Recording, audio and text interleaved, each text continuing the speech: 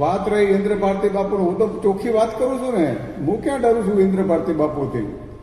હું તો કોઈથી ડરતો નથી. જેવી રીતે બજરંગદાસ બાપુ ડરતા નથી, એવી રીતે હું પણ કોઈથી ડરતો નથી. અને હું તો એક સાધુ છું, સંન્યાસી છું, નાગા સંન્યાસી છું. અને ડરવાની તો વાત જ નહીં રહી.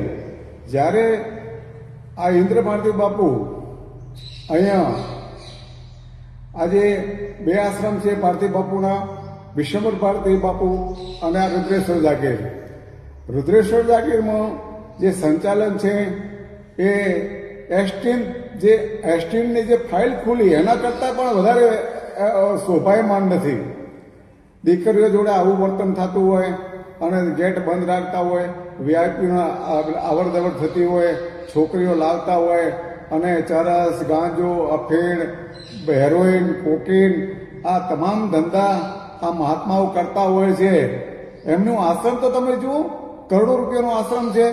અને એને રાજા ના રહેતા હોય તો રજવાડી ઠાઠ ભોગવે છે, કારણ કે બેડમાંનો ધંધો કરે છે, છોકરીઓનો ધંધો કરે છે. અને ભવનાથ માટે તો એને ખૂબ ખોટું કર્યું છે. ભવનાથને પચાવી પાડવા માટે અનેક પ્રયત્ન એના કર્યા. અમારા ગુરુભાઈ રમેશગીરી બાપુ હતા, એમનું પણ મર્ડર કરવામાં એમનો હાથ છે. તો આ તો બધું ડેન્જર માણસો છે, ગુંડા તત્વો છે.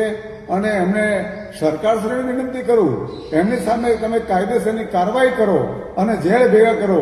અને